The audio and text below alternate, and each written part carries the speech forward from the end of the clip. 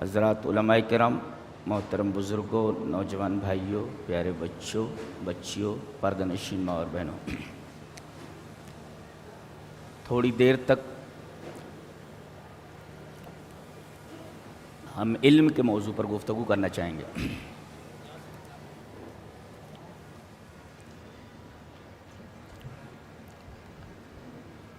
ایک ہے علم اور ایک ہے معرفت۔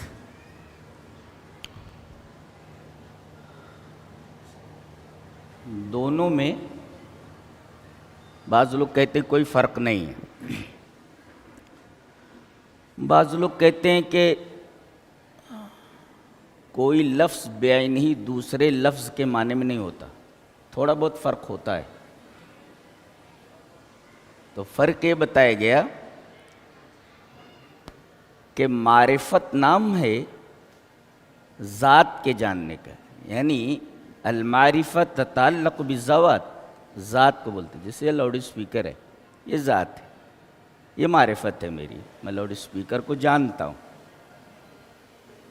اور علم کہتے ہیں ادراک الاحوال کو، احوال جاننے کا۔ مثلا یہ کہا جائے کہ یہ پہاڑ ہے، ہذا جبل، پہاڑ، یہ معرفت ہے۔ ہذا شجر، یہ درخت ہے، یہ معرفت ہے۔ لیکن یہ کہا جائے کہ یہ پہاڑ بہت وسیع ہے، یہ پہاڑ بہت مضبوط ہے، یہ درخت بہت لمبا ہے، تو یہ لمبا ہونا، مضبوط ہونا اور وسیع ہونا یہ اس کی حالتیں ہیں۔ تو گویا معرفت کا تعلق ذوات سے ہوتا ہے، مفردات سے ہوتا ہے، اور علم کا تعلق احوال سے ہوتا ہے۔ یہ بعض لوگوں نے فرق کیا ہے ایسا۔ یہ جو قرآن و حدیث میں علم کی فضیلت بیان کی گئی ہے، یہ کس علم کی فضیلت ہے؟ پہلے اس کو سمجھنا ضروری ہے۔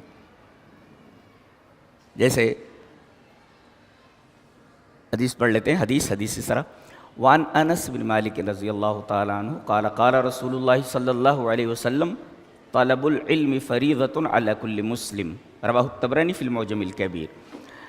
کہ حضرت انس بن مالک فرماتے ہیں کہ رسول اکرم صلی اللہ علیہ وسلم نے ارشاد فرمایا کہ علم کا حاصل کرنا ہر مسلم کے اوپر، چاہے وہ مرد ہو یا عورت ہو، فرض ہے۔ یہ کس علم کی بات کہی جا رہی ہے؟ تو آئیے ایک حدیث سے اس علم کے بارے میں سمجھ لیتے ہیں کہ کس علم کی فضیلت قرآن اور حدیث میں ہے۔ حدیث اس طرح: وعن جابر بن عبد اللہ رضی اللہ تعالیٰ عنہ قال قال رسول اللہ صلی اللہ علیہ وسلم سلوا اللہ علما نافعا وتعوذوا باللہ من علم لا ينفع، رواہ ابن ماجہ فی کتاب الدعاء۔ حضرت امام ابن ماجہ رحمہ اللہ اس حدیث کو ایسے ہی ابن ماجہ شریف کتاب الدعاء کے اندر لائیں۔ حضرت جابر فرماتے ہیں کہ رسول اکرم صلی اللہ علیہ وسلم نے ارشاد فرمایا کہ تم لوگ اللہ سے نفع بخش علم مانگو، کہ اے اللہ مجھے نفع بخش علم عطا فرما جو نفع پہنچائے، اور اللہ کی پناہ چاہو تم ایسے علم سے جو نفع نہ دے۔ وَتَعَوَّذُوا بِاللَّهِ مِنْ عِلْمٍ لَا يَنْفَعُ، ایسے علم سے اللہ کی پناہ چاہو جو نفع بخش نہ ہو۔ یہ حدیث متعین کرتی ہے کہ علم سے مراد علم نافع ہے جو آدمی کو نفع پہنچائے۔ ایک نکتہ یہاں جان لینا ضروری ہے کہ آدمی کے پاس علم نافع ہے، علم ہے اس کے پاس، مگر اس علم سے دوسروں کو تو فائدہ پہنچا رہا ہے لیکن خود کو فائدہ نہیں پہنچا رہا ہے، تو یہ علم نافع نہیں ہے اس کے حق میں کم سے کم۔ جی، تو علم سے مراد علم نافع۔ چلیے ایک حدیث اور پروف کر لیتے ہیں کہ اس علم سے مراد علم نافع ہے۔ حدیث اس طرح: وعن ابی ہریرہ رضی اللہ تعالیٰ عنہ ان رسول اللہ صلی اللہ علیہ وسلم قال اذا مات الانسان انقطع عنہ عملہ الا من ثلاثۃ الا من صدقۃ جاریۃ او علم ينتفع به او ولد صالح يدعو له، رواہ مسلم فی کتاب الوصیہ۔ حضرت امام مسلم رحمہ اللہ اس حدیث کو ایسے ہی مسلم شریف کتاب الوصیہ کے اندر لائیں۔ راوی جیسا کہ معلوم حضرت ابو ہریرہ ہے۔ حضرت ابو ہریرہ فرماتے ہیں کہ نبی اکرم صلی اللہ علیہ وسلم نے ارشاد فرمایا کہ جب انسان مر جاتا ہے تو اس کا عمل اس سے منقطع ہو جاتا ہے۔ ایک نکتہ بتاؤں، ان جو ہوتا ہے ان یہ تجاوز کے لیے آتا ہے، ہم لوگ عربی میں پڑھتے ہیں وعن للتجاوز، اور مثال کیا دیتے ہیں، رمیت السہم عن القوس، میں نے تیر کو کمان سے پھینک دیا۔ اب یہ کمان ہے لائک دیٹ، اس کے اوپر یہ تیر ہے اور ہم نے اس تیر کو پھینک دیا، تو وہاں ان کا استعمال ہوتا ہے، ان رمیت السہم عن القوس، یعنی یہ تیر یہ قوس سے یعنی کمان سے متجاوز ہو گئی، اب اس تیر کا اس کمان سے کوئی تعلق نہیں ہے۔ پتہ یہ چلا اذا مات الانسان انقطع عنہ عملہ، انسان جب مر گیا تب اب اس کے کسی عمل کا تعلق اس کی ذات سے نہیں ہے۔ نبی یہ کہہ رہے ہیں کہ مردے کا عمل ختم ہو گیا، جیسے تیر کمان سے دور چلا گیا اب تیر کا کمان سے کوئی تعلق نہیں۔ یہ کہتے بابا دیتے ہیں بابا بگڑی بنا دیتے، کیسے؟ اذا مات الانسان انقطع عنہ عملہ، آدمی مر گیا تو اس کا عمل اسی طریقے سے اس سے متجاوز ہو گیا، دور چلا گیا، جیسے تیر کمان سے دور چلا جاتا ہے۔ اور ایک نکتہ اور ملحوظ رکھیں، اللہ تبارک و تعالی نے یہ ارشاد فرمایا کہ نبی جب میرا بولتا ہے تو جانتے ہو کیسے بولتا ہے، وَالنَّجْمِ إِذَا هَوَى مَا ضَلَّ صَاحِبُكُمْ وَمَا غَوَى وَمَا يَنطِقُ عَنِ الْهَوَى۔ دیکھیں یہاں بھی ہوا لائے گا، ان لائے گا، ان، یعنی میرا نبی جب کوئی بولتا ہے کوئی بات تو اس کی بات اس کی خواہش نفس سے، اس کی خواہش سے اس طرح دور ہوتی ہے جیسے کہ تیر پھینکا ہوا کمان سے دور ہوتا ہے۔ پتہ یہ چلا کہ نبی اپنی طرف سے کچھ نہیں کہتا جب تک رب تعالی اس سے کہنے کے لیے نہ کہیں، وما ينطق عن الهوى۔ لہذا یہی مطلب ہے من یطیع الرسول فقد اطاع اللہ، جو رسول کی اطاعت کرے سمجھو اس نے اللہ کی اطاعت کی، یہ مطلب ہے اس کا۔ اس لیے کہ وہ جو بولتا ہے در حقیقت زبان اس کی ہوتی ہے، بات اللہ تبارک و تعالیٰ کی، تو خواہش نفس اس کو چھو کر بھی نہیں جاتی، اس لیے کہ اب کمان کا تیر سے کوئی تعلق اور تیر کا کمان سے کوئی تعلق نہیں رہ گیا۔ وما ينطق عن الهوى وعن للتجاوز، مثال رمیت السہم عن القوس، میں نے تیر کو کمان سے پھینک دیا۔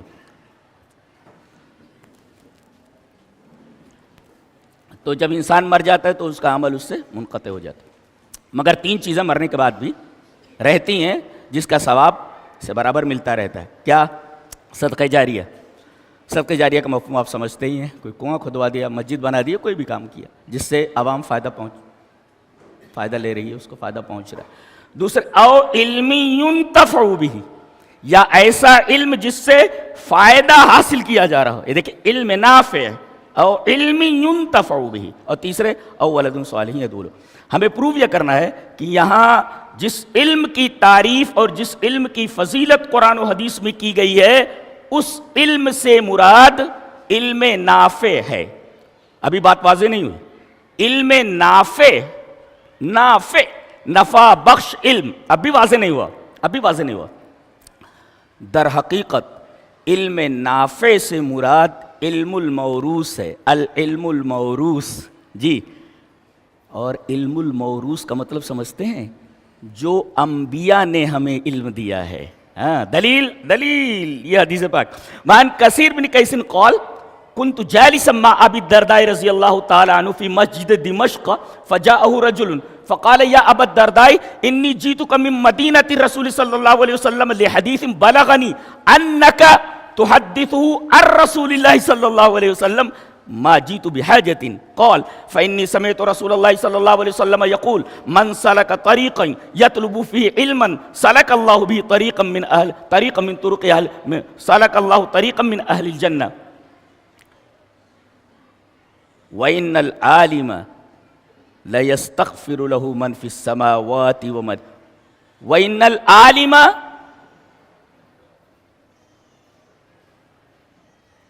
لا يستغفر له من في السماوات ومن في الأرض والحيتان في جوف الماء وَإِنَّ فَضْلَ الْعَالِمِ عَلَى الْعَابِدِ كَفَضْلِ الْقَمَرِ فِي لَيْلَةِ الْبَدْرِ عَلَى سَائِرِ الْكَوَاكِبِ وَإِنَّ الْعُلَمَاءَ وَرَثَةُ الْأَنْبِيَاءِ وَإِنَّ الْأَنْبِيَاءَ لَمْ يُوَرِّثُوا دِينَارًا وَلَا دِرْهَمًا وَرَّثُوا الْعِلْمَ فَمَنْ أَخَذَهُ أَخَذَ بِحَظٍّ وَافِرٍ رواہ ابو داؤد فی کتاب العلم. حضرت امام ابی داؤد رحمہ اللہ اس حدیث کو ایسے کتاب العلم کے اندر لائیں. ایک صاحب کہہ رہے ہیں کہ میں بیٹھا ہوا تھا سیریا کی جامع مسجد دمشق میں، اچانک ایک آدمی، اور مشہور صحابی ابو دردہ کے پاس ایک آدمی آتا ہے، السلام علیکم. وعلیکم السلام. حضرت میں مدینہ سے آ رہا ہوں. ارے مدینہ سے آ رہا ہے؟ مدینہ کہاں ہے اور سیریا کہاں ہے؟ کائے کے لیے آیا ہے؟ کہا کہ ایک حدیث کے لیے آیا ہوں. آپ کو بیٹھے بٹھائے علماء اتنی حدیثیں دے دیتے، یہ آدمی ایک حدیث سننے کے لیے مدینہ سے چل کر کے سیریا آیا ہے. معلوم ہے آپ کو؟ کہہ رہا ایک حدیث جاننے کے لیے آیا. ما جیت لحاجت، کسی اور ضرورت سے نہیں آیا میں کہ یہ کوئی ثانوی چیز ہے کہ میں کسی کام سے آیا تھا اللہ حدیث سن لے، نہیں، خاص اسے حدیث کے لیے آیا ہوں. کس لیے آیا ہوں؟ من مدینۃ رسول صلی اللہ علیہ وسلم لحدیث، ایسے حدیث کے لیے بلغنی، مجھے بات پہنچی ہے، انک تحدثہ عن رسول اللہ صلی اللہ علیہ وسلم، کہ آپ وہ حدیث رسول اللہ صلی اللہ علیہ وسلم سے ان کے ساتھ بیان کرتے ہیں کہ رسول اللہ صلی اللہ علیہ وسلم نے فرمایا. ایک عالم کا کام یہی ہوتا ہے، قرآن کی آیت پڑھ دے اور حدیث رسول پڑھ دے، اس کا کام ختم. اپنا فلسفہ بگاڑنے کی ضرورت نہیں ہے اس کو. ہمارا کام بس اتنا ہی ہے، قرآن کی آیت اور اسی تو حدیث، تشریح جیسے علماء نے سلف نے کی ہے، تفسیر اس کے سامنے رکھ دیں، تشریح اس کے سامنے رکھ دیں. اور کسی کام سے نہیں آیا. وہ حدیث سنا رہے ہو کہ میں نے رسول اللہ صلی اللہ علیہ وسلم سے سنا ہے. ابو دردہ کہتے کہ جو آدمی علم کی تلاش میں نکلتا ہے کسی راستے پر، تو وہ علم کے راستے پر نہیں چل رہا ہے، وہ جنت کے راستے پر چل رہا ہے. عجیب بات ہے. تو آپ لوگ جو علم کے راستے پر آئے ہو، علم حاصل کرنے کے لیے جس راستے سے آئے ہو، یہ راستے سے نہیں آئے ہو، یہ راستہ علم کا راستہ نہیں بلکہ جنت کا راستہ ہے. یہ فضیلت علم. جی وَإِنَّ الْعَالِمَ لَتَّضَوْا وَإِنَّ الْمَلَائِكَةَ لَتَضَوْا أَجْنِحَتَهَا رِضًا لِطَالِبِ الْعِلْمِ. ملائکہ اپنے پر بچھاتے ہیں طالب علم کے لیے، اور تمام چیزیں کائنات کی جو زمین اور آسمان میں ہیں سب عالم کے لیے دعا کرتی ہیں. یہاں تک کہ وَالْحِيتَانُ فِي جَوْفِ الْمَاءِ، پانی کے اندر جو مچھلیاں ہیں وہ دعا کرتی ہیں. اور فرمایا عالم کی فضیلت عابد کے اوپر، عبادت گزار کے اوپر ایسے ہی ہے جیسے چاند کی فضیلت چاندنی رات میں، 14ویں رات میں تمام ستاروں کے اوپر ہوتی ہے. جی اور فرمایا وَإِنَّ الْعُلَمَاءَ وَرَثَةُ الْأَنْبِيَاءِ، یہ علماء انبیاء کے وارث ہیں. وَإِنَّ الْأَنْبِيَاءَ لَمْ يُوَرِّثُوا دِينَارًا وَلَا دِرْهَمًا، انبیاء یہ دینار اور درہم، روپیہ پیسہ، مال و جائیداد یہ وراثت میں نہیں چھوڑتے. وَرَّثُوا الْعِلْمَ، یہ وراثت میں علم کو چھوڑتے ہیں. یہ کیسا علم؟ قرآن و سنت کا علم. اس لیے کہ نبی پر یہی دو علوم اترے ہیں. دلیل ابھی رک جائیے، اس حدیث پر دو ہی علوم اترے ہیں، یہ دو ہی چیزیں. دلیل یہ حدیث پاک. وعن ابی ہریرہ رضی اللہ تعالی عنہ قال قال رسول اللہ صلی اللہ علیہ وسلم انی قد ترکت فیکم شیئین لن تضلوا بعدہما کتاب اللہ و سنتی ولن تضلوا بعدہما کتاب اللہ و سنتی ولن يتفرقا حتى يرد علي الحوض رواه الحاکم فی المستدرک فی کتاب العلم. حضرت امام حاکم رحمہ اللہ اس حدیث کو مستدرک علی الصحیحین کتاب العلم کے اندر لائے. راوی حضرت ابو ہریرہ ہیں. حضرت ابو ہریرہ فرماتے ہیں کہ نبی اکرم صلی اللہ علیہ وسلم نے ارشاد فرمایا کہ میں نے تمہارے درمیان دو چیزیں چھوڑ دی ہیں، ان دونوں چیزوں کو اگر مضبوطی سے پکڑے رہو گے تو کبھی گمراہ نہیں ہوگے. یہی دو چیزیں آپ پر اتری، یہی دونوں چیزیں آپ نے امت کو دی ہیں. جی انہی دونوں چیزوں کا نام علم ہے. جی اور یہی دونوں چیزیں وراثت میں چھوڑ کر جاتا ہے، اس لیے کہ یہی دونوں چیزیں نبی کو ملی ہیں. انبیاء کو یہی دونوں چیزیں دی جاتی ہیں. جی کتاب اور سنت، اس کا عمل، یہ دونوں چیزیں. تو وراثت میں کتاب و سنت ملا انہیں. فمن اچھا عجیب بات یہ ہے، میں تو وراثت کا طالب علم الفرائض کا، تو کس کو کتنا ملتا ہے اللہ تبارک و تعالیٰ نے اس کا حصہ بتا دیا ہے. بیٹی کا اتنا حصہ ہوتا ہے، فلاں کا اتنا، فلاں ماں کا اتنا حصہ، باپ کا اتنا حصہ. لیکن یہ عجیب وراثت ہے انبیاء کی، اس میں متعین حصہ نہیں ہے. جو جتنا چاہے جتنی محنت کرے اتنا لے لے، اس میں حصہ متعین نہیں. یہ عجیب و غریب قسم کی وراثت ہے. پتہ یہ چلا کہ علم سے مراد علم موروث ہے. العلم الموروث عن النبی صلی اللہ علیہ وسلم عن الانبیاء علیہم الصلوۃ والتسلیم. اچھا پتہ یہ چلا کہ علم نافع سے مراد، نفع بخش سے علم سے مراد علم الموروث ہے، جو وراثت میں ہمیں ملا ہے، جیسا کہ اس حدیث سے معلوم ہوا ورثوا العلم، جو علم موروث ہے وراثت میں ملا. کس سے؟ انبیاء کرام سے. یہ علم نافع ہے. اور یہاں پر ایک نقطہ اور بڑھا لیں، یہ علم موروث یہ اصل ہے. اب اس کا جو مساعد اور معاون ہوگا، اس کا جو ہیلپر ہوگا، وہ بھی علم نافع ہے. دلیل یہ حدیث پاک. وعن زید بن ثابت رضی اللہ تعالیٰ عنہ قال قال رسول اللہ صلی اللہ علیہ وسلم اتحسن السریانیہ قلت لا قال فتعلمها فإنه تأتينا كتب قال فتعلمتها في 17 يوما قال الأعمش كانت تأتيه كتب لا يشتهي أن يطلع عليه إلا من يثق به رواہ ابن حبان فی صحیح. حضرت امام ابن حبان رحمہ اللہ اس حدیث کو ابن حبان صحیح ابن حبان کے اندر لائے. راوی حضرت زید بن ثابت ہیں. بہت عجیب و غریب حدیث ہے. حضرت زید بن ثابت کہتے ہیں کہ رسول اللہ صلی اللہ علیہ وسلم نے ایک دفعہ مجھ سے کہا کہ تمہیں سریانی آتی ہے؟ سریانی زبان آتی ہے جسے کہا جائے انگلش آپ کو آتی ہے عربی کے علاوہ؟ قلت اللہ، میں نے کہا نہیں آتی مجھے. قال فتعلمها، سیکھ لو. کیوں؟ فَإِنَّهُ تَأْتِينَا كُتُبٌ، ہمارے پاس بادشاہوں کے، سرداروں کے اور دیگر قبائل کے سرداروں کے خطوط آتے ہیں. اب ہم کو عربی کے علاوہ کچھ اور نہیں آتا ہے، تو یہ زبان سیکھ لو، تاکہ ہم نہیں چاہتے کہ اگر اس کے اندر کوئی خفیہ بات ہو دوسرے لوگ اس پر مطلع ہو جائیں. صرف ہم ہی جان کر رہے ہیں، لہذا اس زبان کو سیکھ لو. اللہ اکبر. حضرت زید بن ثابت کہتے ہیں فَتَعَلَّمْتُهَا فی 17 یومن، پوری زبان سریانی 17 دن کے اندر پڑھ لیا انہوں نے. یاد یہ زبان پوری کی پوری 17 دن کے اندر سیکھی ہے. ذہانت دیکھیے، ایک تو نبی کی دعا، پھر نبی کا حکم ہے، اور اس کے بعد ان کی محنت ہے. اس میں ایک نقطہ یہ ملا کہ قرآن و حدیث کے علاوہ وہ حدیث، وہ علوم جو قرآن و حدیث کے معاون ہوں. مثلا اب علم الفرائض اگر مجھے پڑھانا ہے تو علم الفرائض کے اندر 4 چیزیں ہیں: علم القرآن، علم الحدیث، علم النسب، علم الحساب. اگر آپ کو علم الحساب نہیں آتا تو پھر آپ صحیح سے تقسیم نہیں کر سکتے وراثت کو. لہذا میتھمیٹکس ضرورت کے مطابق اتنا سیکھنا یہ در حقیقت یہ کتاب و سنت کا معاون ہے. لہذا جب یہ کتاب و سنت کا معاون ہے تو یہ بھی علم نافع میں داخل ہے. تو ہر وہ علم جو کتاب و سنت کا معاون ہو، یہ حدیث بتا رہی ہے کہ وہ کتاب و سنت تو علم ہے ہی علم نافع، ان کا جو معاون علم ہے وہ بھی علم نافع میں داخل ہے. لہذا جو دعویٰ ہم نے کیا تھا وہ دعویٰ ثابت ہو گیا.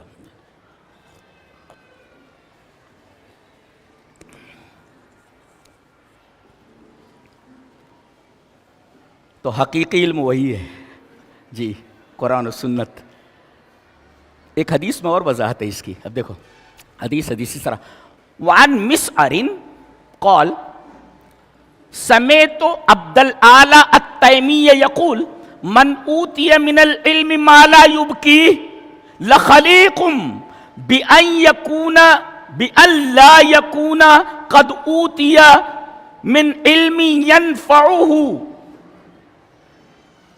لأن اللہ تعالی نعت العلماء ثم قرأ قل آمنوا به أو لا تؤمنوا إن الذين أوتوا العلم من قبله إذا يتلى عليهم يخرون للأذقان سجدا ويقولون سبحان ربنا إن كان وعد ربنا لمفعولا ويخرون للأذقان يبكون ويزيدهم خشوعا. رواہ الدارمی فی کتاب العلم. حضرت امام دارمی رحمہ اللہ اس حدیث کو ایسے ہی کتاب العلم کے اندر لائے. دارمی میں کہتے ہیں کہ میں نے، مسعر کہتے ہیں کہ میں نے عبد الاعلی تیمی کو یہ کہتے ہوئے سنا کہ اللہ اگر کسی کو ایسا علم نہ دے جو اسے رلائے نہ، اسے رلائے نہ، تو بہتر یہ ہے کہ اس کو علم نافع دیا ہی نہ جائے. علم نافع دیا ہی نہ جائے، اس لیے کہ اللہ تعالیٰ نے علماء کی تعریف فرمائی ہے جی قرآن. اور یہ علم کتاب و سنت کا یہ ایسا علم ہے جو آدمی کو رلاتا ہے. جو آدمی سجدے میں گرے، روئے، وَيَخِرُّونَ لِلْأَذْقَانِ يَبْكُونَ وَيَزِيدُهُمْ خُشُوعًا، ایسا علم جو آدمی کو رلا دے. جی ہمارے اسلاف ایسے ہی تھے. یہ ایک کتاب ہے ابن الجزری کی، کتاب کا نام ہے الزہر الفاتح، کھلا ہوا گلاب. اس کتاب کا نام ہے الزہر الفاتح، کھلا ہوا گلاب، کھلی ہوئی کلی. ابن الجزری اس کے اندر لکھتے ہیں کہ عطا سلمی بیمار تھے تو ان کے ساتھی انہیں دیکھنے کے لیے آئے تو رو رہے تھے، وہ بستر پر پڑے ہوئے ہیں، رو رہے ہیں. ساتھی لوگ آئے، کہا کہ مل حزن، آپ غمگین کیوں ہیں؟ عجیب بات کہہ رہے، وہی حق، تیرے اوپر تعجب ہے، سوال کر رہا ہے تو. ان الموت فی عنقی والقبر بیتی وفی یوم القیامت موقفی وعلی جسر جہنم طریقی وربی لا ادری ما یصنع بی. اللہ اکبر. رو رہے ہیں. ان سے پوچھا گیا آپ رو کیوں رہے ہیں، کس غم میں رو رہے ہیں؟ کہا کہ تو پوچھ رہا ہے، ارے موت میری گردن میں ہے، ہر آدمی کے ساتھ لگی ہوئی ہے، چھوڑتی نہیں ہوں. اور یہ ایک واحد چیز ہے، آدمی جب کسی سے ڈرتا ہے نا تو اس کے اپوزٹ ڈائریکشن میں بھاگتا ہے. مثلا سانپ ادھر سے آ رہا ہو، آدمی دیکھے گا تو کہاں بھاگے؟ اس کی طرف بھاگے گا؟ نہیں، اس کے اپوزٹ ڈائریکشن میں بھاگے گا. لیکن موت ایسی چیز ہے جو آ رہی ہے اس کی طرف اور یہ بھی اسی کی طرف بھاگ رہا ہے. قل ان الموت الذی تفرون منہ فانہ ملاقیکم. جی جس موت سے تم بھاگ رہے ہو تم اس سے ملاقات کرنے والے ہو. یعنی جس طرف سے موت آ رہی ہے تم اسی طرف بڑی تیزی سے بھاگ رہے ہو، بچنے والے نہیں ہو تم. تو وَإِنَّ الْمَوْتَ فِي عُنُقِي، موت میری گردن میں ہے. اچھا، وَالْقَبْرُ بَيْتِي، اور قبر میرا گھر ہے.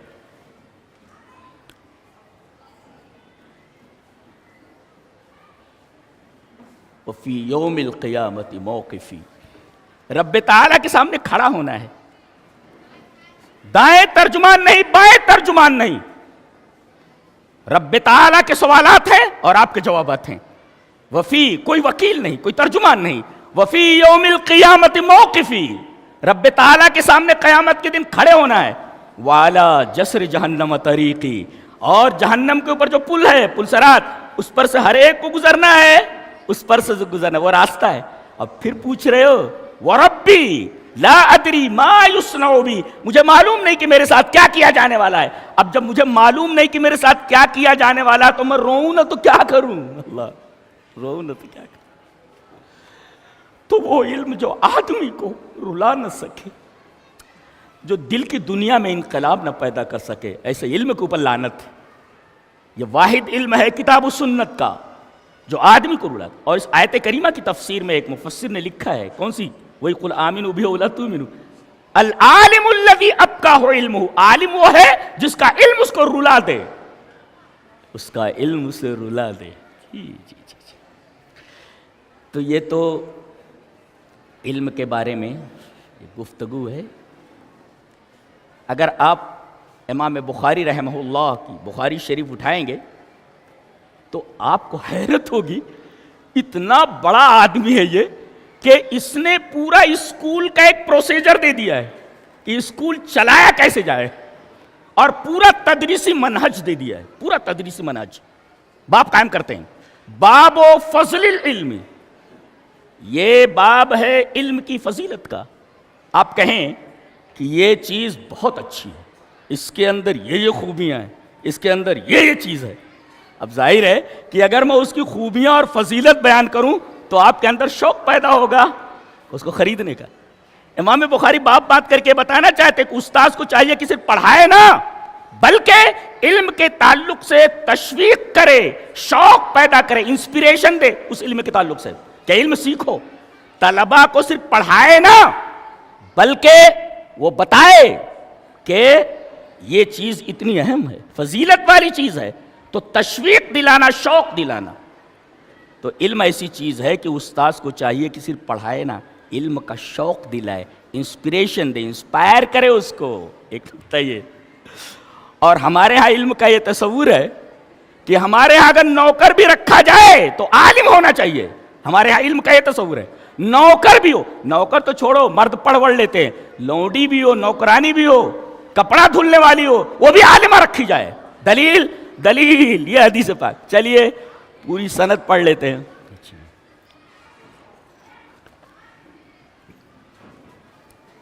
اخبرنا محمد هو ابن سلام حدثنا المحاربي قال حدثنا صالح بن حيان قال اخبرني عامر الشعبي حدثني ابو بردة عن ابيه قال رسول الله صلى الله عليه وسلم ثلاثة لهم اجران.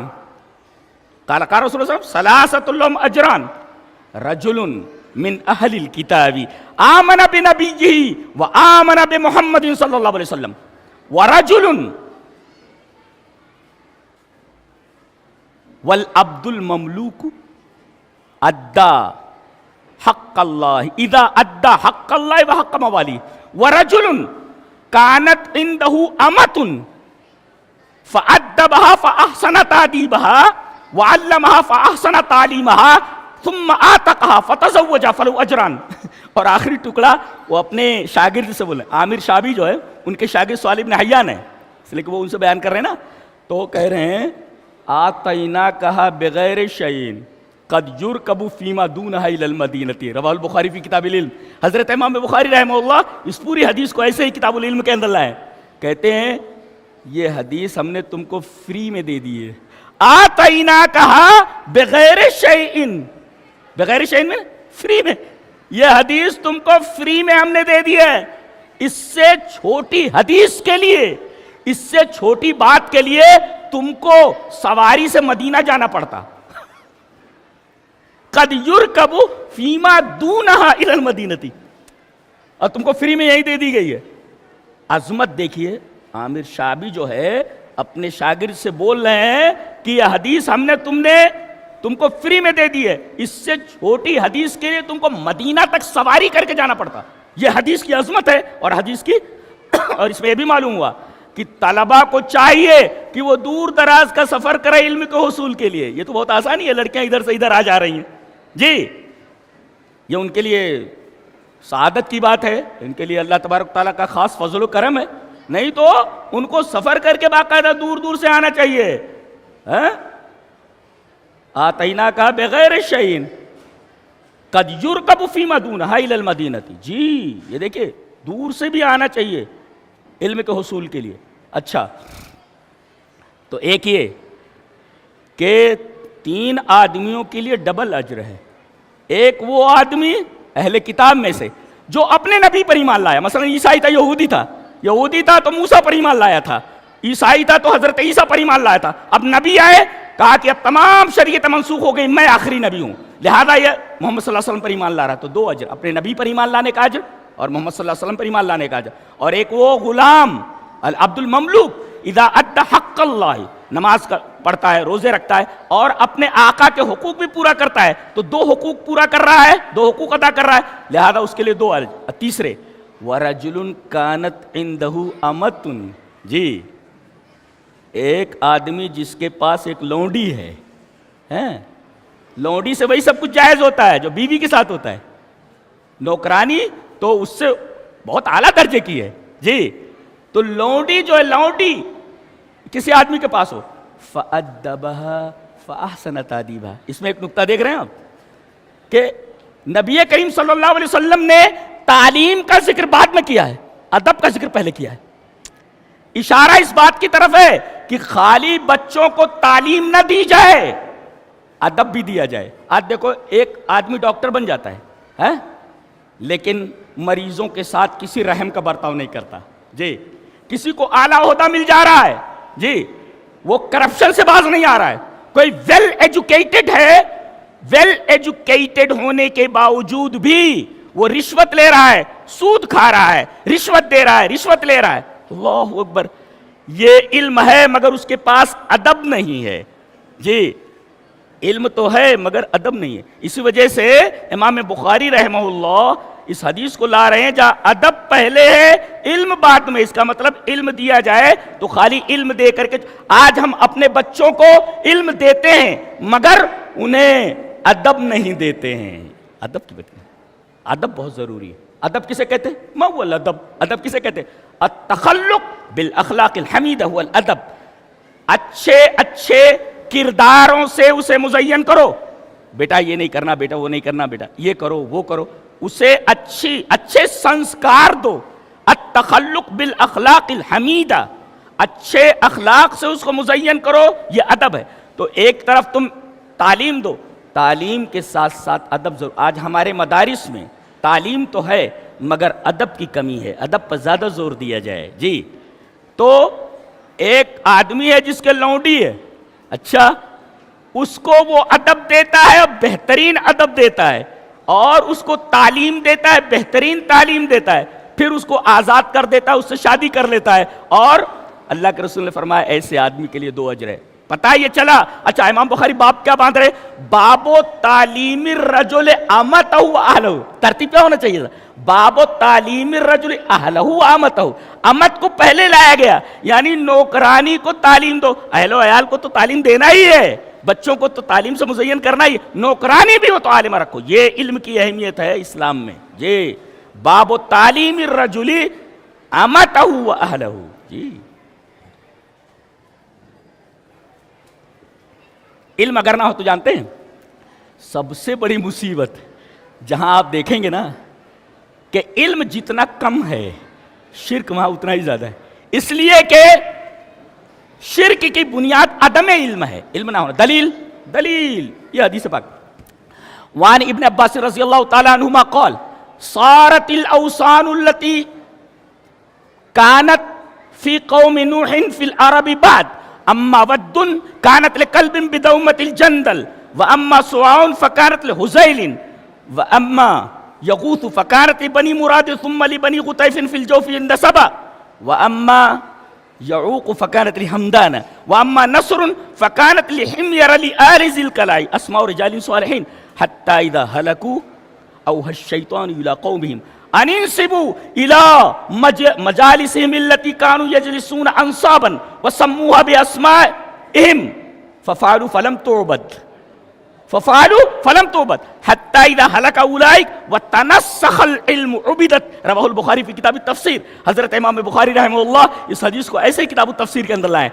کہتے ہیں کہ یہ جو ود، یغوث، یعوق، نصر، یہ 5 جو آدمی ہیں جن کا سورہ نوح میں تذکرہ ہے، یہ 5 قوم نوح کے بزرگ لوگ تھے، اچھے لوگ تھے، ان کے نام تھے یہ اسماء رجال صالحین.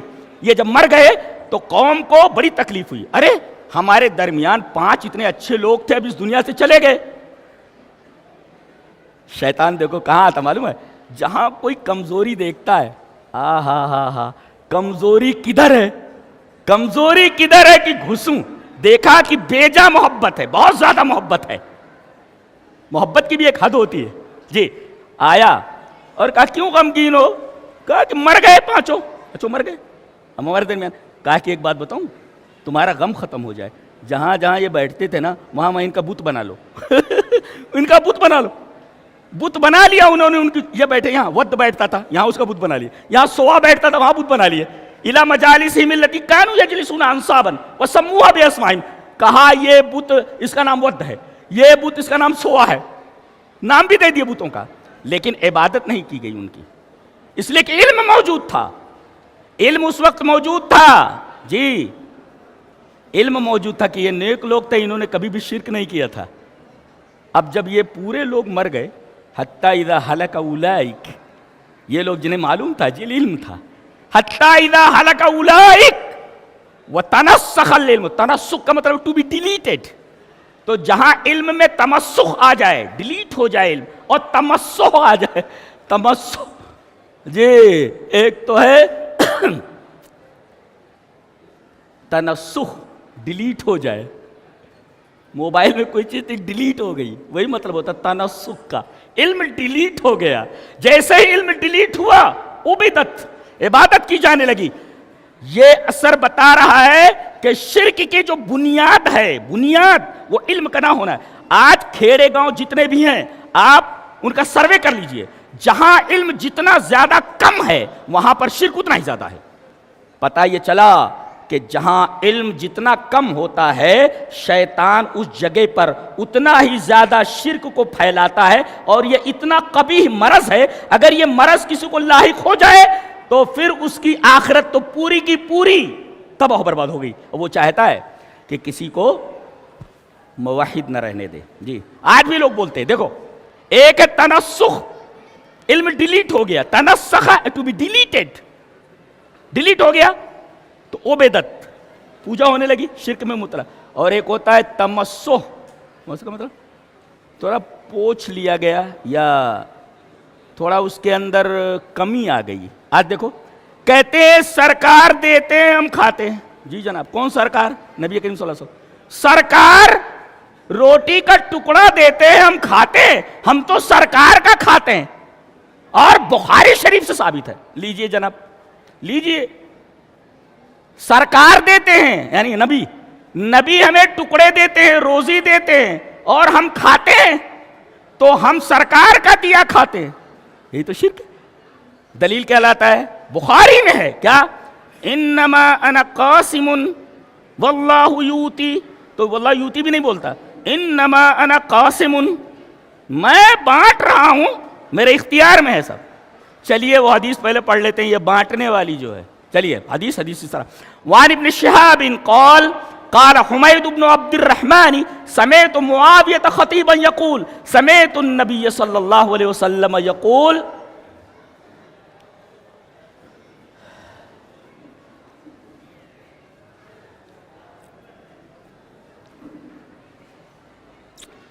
من یرید اللہ بھی خیرا، میں اس سے استدلال کرنا چاہ رہا ہوں، بہت عجیب و غریب، آپ ذہن میں رکھیں۔ من یرید اللہ بھی خیرا یفقہہ فی الدین، اللہ جس کے ساتھ بھلائی کا ارادہ کرتا ہے اسے فقہ فی الدین دیتا ہے۔ ما هو فقہ فی الدین؟ What is the meaning of فقہ فی الدین؟ شارحین لکھتے ہیں الفقہ فی الدین هو العلم الشرعی، اے یمنح اللہ تعالی العلم الشرعی، اسے شرعی علم دیتا ہے۔ اس کا مطلب اللہ جس کے ساتھ خیر کا ارادہ کرتا ہے اسے شریعت کا علم دیتا ہے۔ اللہ اللہ اللہ اللہ، پتہ یہ چلا کہ جس کو شریعت کا علم ملا اللہ نے اس کے ساتھ خیر کا ارادہ کیا، اور جسے شریعت کا علم نہیں ملا اس کی خیریت نہیں ہے، یہ خیریت نہیں ہے۔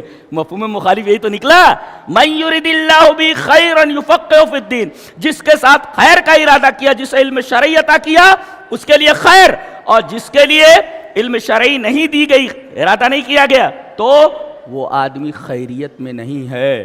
جی خیریت میں نہیں ہے۔